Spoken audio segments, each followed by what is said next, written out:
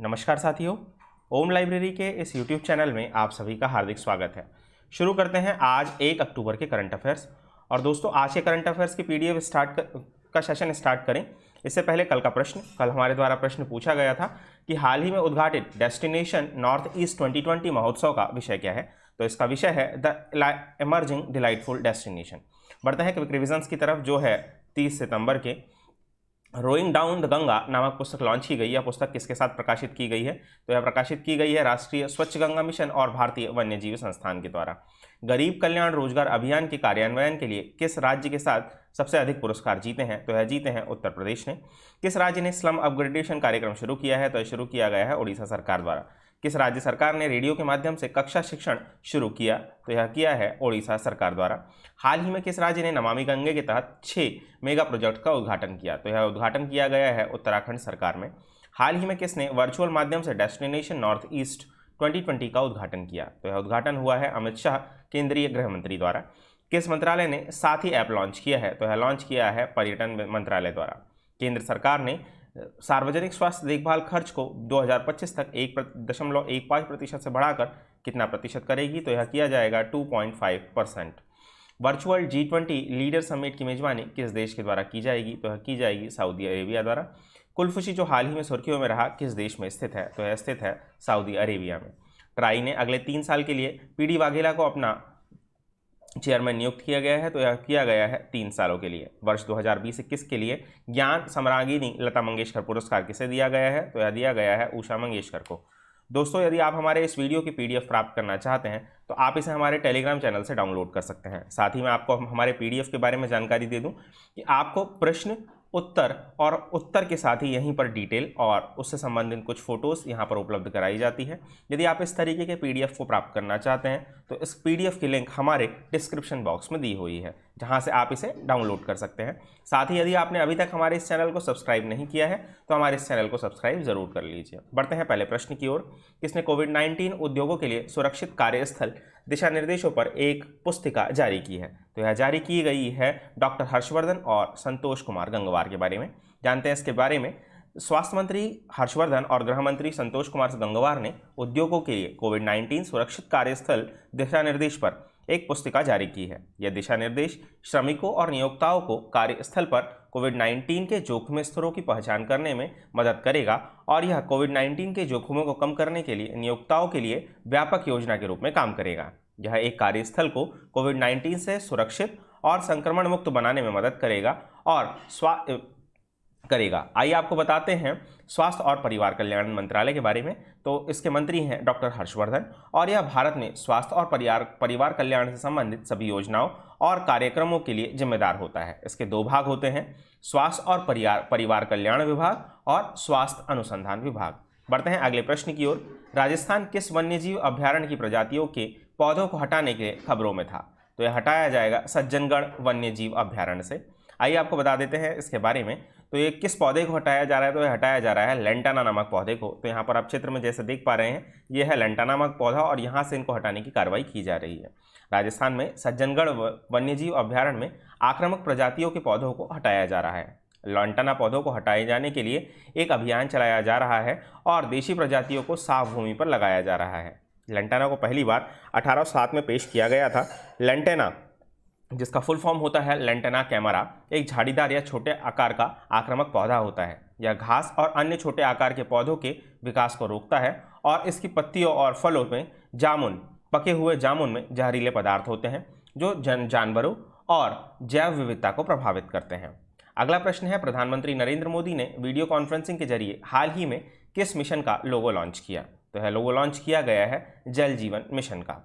हाल ही में प्रधानमंत्री ने वीडियो कॉन्फ्रेंसिंग के माध्यम से इस लोगो को लॉन्च किया था। साथ ही पीएम मोदी ने उत्तराखंड में नमामि गंगे मिशन के तहत उत्तराखंड में 6 मेगा प्रोजेक्ट्स भी लॉन्च किए थे, जिसकी जानकारी हमने आपको कल के सेशन में दी थी। साथ ही पीएम मोदी ने गंगा को समर्पित एक म्यूजियम का भी लोकार्पण किया था।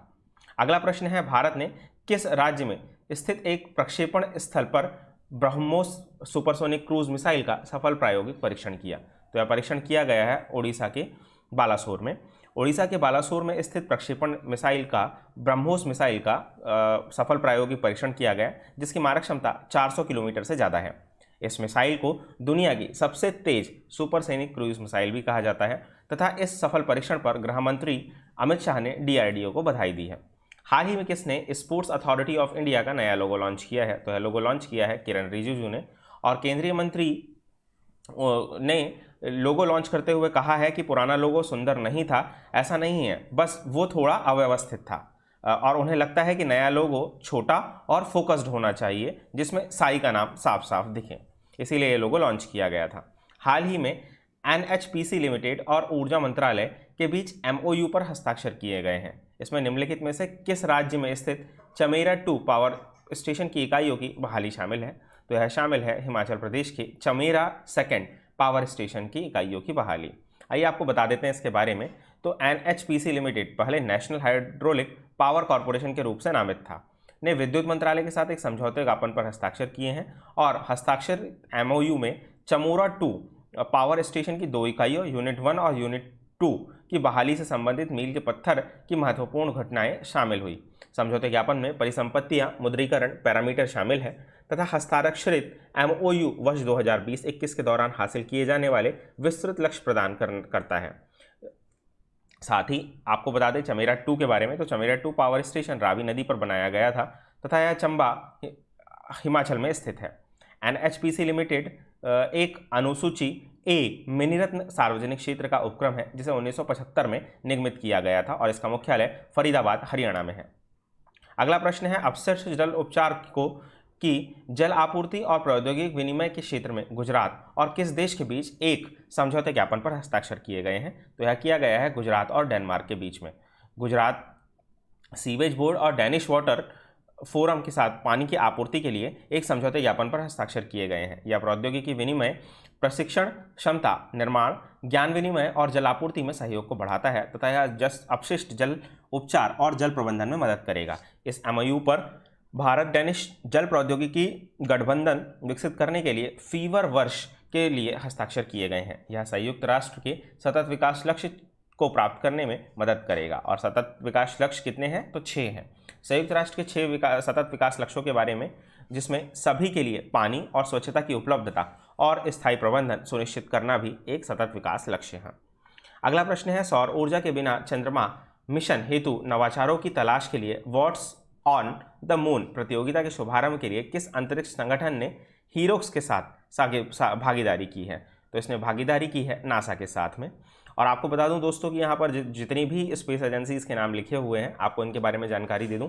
इसरो कहाँ की है? तो इसरो है इंडिया की, जाक्सा जापान की है, नासा इंडिया की है और रोसोमेक्स रशिया की है।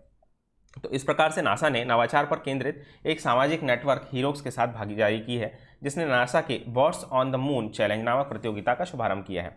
नासा चंद्रमा पर पहली महिला और अगले साल पुरुष को उतारने के लिए आर्टेमिस कार्यक्रम के समर्थन में चंद्र सतह पर निरंतर मानव उपस्थिति को मजबूत करने के लिए महत्वपूर्ण ऊर्जा समाधान के विकास को प्रोत्साहित करना चाहता है। इसमें चुनौतियां क्या हैं? तो नासा चंद्रमा पर दीर्घकालिक मानव उपस्थिति बनाए रखने में मदद करने के लिए ऊर्जा प्रबंधन, वितरण और भंडारण समाधान प्राप्त करने का इच्छुक है। अगला प्रश्न है हाल ही में भारतीय खगोलिक वेधशाला में निम्नलिखित में से किस दूरबीन ने सफलतापूर्वक 20 वर्ष पूरे कर लिए हैं? तो इसे पूरा कर लिया है हिमालयन चंद्र टेलीस्कोप द्वारा और यह भारतीय खगोल वेधशाला में स्थित 2.01 मीटर चौड़ाई वाला ऑप्टिकल इंफ्रारेड हिमालयन चंद्र टेलीस्कोप ने सफलतापूर्वक 20 साल पूरे कर लिए हैं। और इसका विवरण आपको बता दें कि यह 4,500 मीटर की ऊंचाई पर लद्दाख के हनले में माउंट सरस्वती पर स्थित है। इसे भारतीय खगोल भौतिकी संस्थान बेंगलोर द्वारा संचालित और प्रबंधित किया जाता है। इसे 2000 से भारतीय खगोल भौतिकी संस्थान बेंगलोर द्वारा स्थापित किया गया था। यह नक्षत्रीय धमाकों, धूमकेतु, छोटे तारों और एक्सोप्लैनेट की खोज में रात के आसमान को बारीकी से नजर रखता है। यह विज्ञान और प्रौद्योगिकी अनुसंधान शिक्षा केंद्र और भारतीय खगोल भौतिकी संस्थान में एक नाजुक उपग्रह संचार लिंक का उपयोग करने के काम करता है। अगला प्रश्न है 1 अक्टूबर को विश्व भर में कौन सा दिवस मनाया जाता है? तो 1 अक्टूबर को विश्व भर में मनाया जाता है अंतर्राष्ट्रीय वरिष्ठ नागरिक दिवस, सीनियर सिटीजन डे। 1 अक्टूबर को विश्व भर में मनाया जाता है और इसका उद्देश्य क्या है? तो इसका उद्देश्य है कि वृद्धों और प्रौढ़ों के साथ होने वाले अन्याय, उपेक्षा और दुर्व्यवहार पर लगाम लगाना। गृह मंत्रालय ने राष्ट्रीय जांच एजेंसी NIA की कितने अन्य शाखाओं को स्थापित करने का मंजूरी दे दी है? तो NIA की 3 शाखाएं स्थापित की जाएगी और इसका फुल फॉर्म होता है नेशनल इन्वेस्टिगेशन एजेंसी। गृह मंत्रालय और यह फैसला NIA की आतंकवाद से संबंधित मामलों और अन्य राष्ट्रीय सुरक्षा संबंधी मुद्दों की जांच क्षमता को मजबूत करने के उद्देश्य से लिया गया है। NIA भारत में आतंकवाद का मुकाबला करने के लिए भारत सरकार द्वारा स्थापित की गई एक संघीय जांच एजेंसी है जिसका मुख्यालय नई दिल्ली में है। हाल ही में सोनिया गांधी ने कुछ राज्यों के मुख्यमंत्रियों को संविधान के किस अनुच्छेद के तहत कानून पारित करने के लिए कहा है? तो यह पारित किया जाएगा अनुच्छेद 254(2) के तहत। और सोनिया गांधी ने पंजाब, राजस्थान, छत्तीसगढ़ और पांडुचेरी के मुख्यमंत्रियों को संविधान के अनुच्छेद 254(2) के तहत कानून पारित करने और केंद्र द्वारा पारित 3 कृषि कानूनों को रद्द करने के लिए कहा है। अनुच्छेद 254(2) के बारे में बता दें तो इसमें राज्य सरकारें समवर्ती सूची के विषयों पर एक कानून पारित कर सकती हैं। अनुच्छेद 254(2) के तहत राज्य सरकारों द्वारा पारित कानून केंद्रीय कानून का खंडन कर सकते हैं। हालांकि कानूनों को राष्ट्रपति की सहमति प्राप्त करनी चाहिए। 2014 में राजस्थान सरकार ने अनुच्छेद 254(2) के तहत केंद्र द्वारा पारित कारखाने अधिनियम, औद्योगिकी विवाद अधिनियम और अनुबंध श्रम अधिनियम कानून पारित किए थे। केंद्र द्वारा पारित फार्मर्स ट्रेड एंड कॉमर्स अधिनियम 2020 को रद्द करने के लिए पंजाब सरकार पूरे राज्य को प्रधानमंत्री यार्ड घोषित करने के लिए कृषि उत्पादन बाजार समिति अधिनियम में बदलाव कर सकती है। अगला प्रश्न है, हाल ही में समाचारों में देखा गया शांति स्वरूप भटनागर पुरस्कार किस क्षेत्र से संबंधित है? तो यह संबंधित है विज्ञान और तकनीकी से।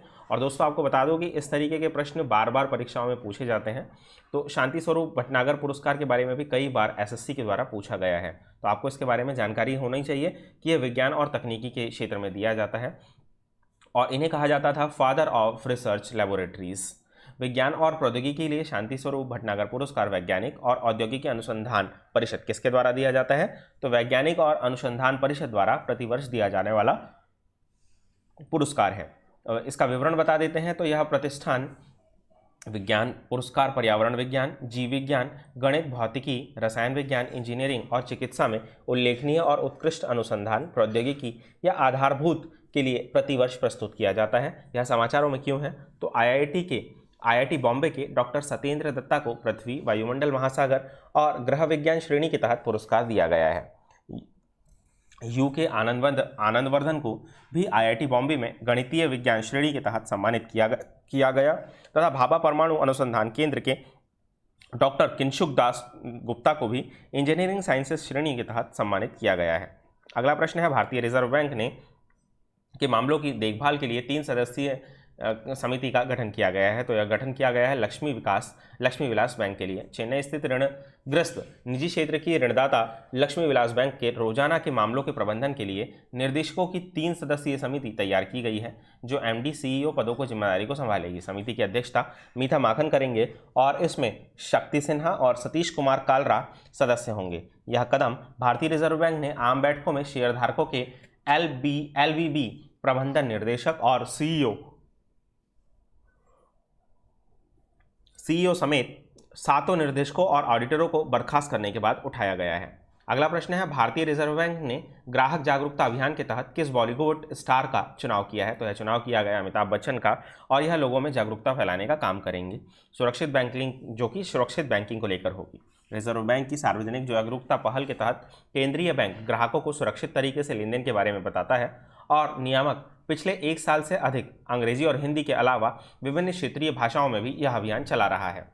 अगला प्रश्न है, किसे FTII सोसाइटी और FTII गवर्निंग काउंसिल के अध्यक्ष के रूप में नियुक्त किया गया है?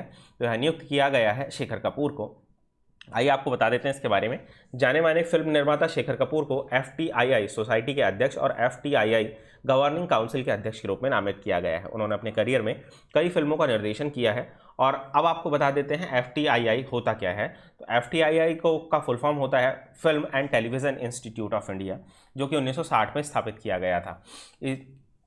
पहले इसे फिल्म इंस्टीट्यूट ऑफ इंडिया के नाम से जाना जाता था तथा यह एक शासी परिषद द्वारा संचालित सूचना और प्रसारण मंत्रालय के तहत एक स्वायत्त सोसाइटी है। यह ऑडियो विजुअल मीडिया में उत्कृष्टता के लिए एक केंद्र भी है तथा गवर्निंग काउंसिल सर्वोच्च निकाय है जो इस संस्थान के लिए सभी नीतियों के निर्णय के लिए जिम्मेदार होता है। अगला प्रश्न है, नेल्सन स्पोर्ट्स की विश्व के मोस्ट मार्केटेबल एथलीट की लिस्ट में आरसीबी के कप्तान विराट कोहली कौन से स्थान पर हैं? तो यह है चौथे स्थान पर। और नेशनल स्पोर्ट्स की विश्व के मोस्ट मार्केटेबल एथलीट की सूची में आरसीबी के कप्तान विराट कोहली चौथे स्थान पर है, जबकि मुंबई इंडियंस के कप्तान रोहित शर्मा 8वें स्थान पर हैं। टॉप 10 में इन दोनों के अलावा ना कोई भारतीय खिलाड़ी है और ना ही कोई क्रिकेटर है। इस लिस्ट में फुटबॉलर मेसी पहले स्थान पर और रोनाल्डो दूसरे स्थान पर हैं। अगला प्रश्न है, असम की एकमात्र महिला मुख्यमंत्री का क्या नाम है जिनका हाल ही में निधन हो गया? तो उनका नाम था सैयदा अनवरा तैमूर। अब तक की असम की मुख्यमंत्री बनने वाली यह पहली महिला थी और हाल ही में ऑस्ट्रेलिया में इनका निधन हो गया है। वह दिसंबर 1980 से लेकर जून 1981 तक कांग्रेस की राजनीतिज्ञ और असम की मुख्यमंत्री रही है। उस समय सीएम नियुक्त किए जाने के दौरान राज्य में 1979 से 85 में विदेशी विरोधी अभियानों में अपने चरम पर था। यह 1972, 78 और 83 और 1991 में असम विधानसभा के लिए चुनी गई थी। वह असम में 2 बार मंत्री थी और 2 बार 1988 में नामांकित और 2004 में निर्वाचित राज्यसभा सांसद भी रही है। दोस्तों, इस प्रकार हमारे आज के करंट अफेयर्स का सेशन समाप्त होता है। आप सभी के लिए आज का प्रश्न, अंतर्राष्ट्रीय अनुवाद दिवस 2020 के लिए विषय क्या है? आप सभी को अपने उत्तर कमेंट बॉक्स में देने हैं। आई होप कि आप सभी को हमारा आज का सेशन पसंद आया होगा। यदि आप सभी को हमारा आज का सेशन पसंद आया है तो हमारे इस चैनल को लाइक करें, सब्सक्राइब करें एवं अपने अन्य दोस्तों के साथ शेयर करें। साथ ही यदि आप इस वीडियो की डिटेल PDF प्राप्त करना चाहते हैं तो आप इसे हमारे टेलीग्राम चैनल से डाउनलोड कर सकते हैं, जिसकी लिंक है ओम लाइब्रेरी 1। धन्यवाद।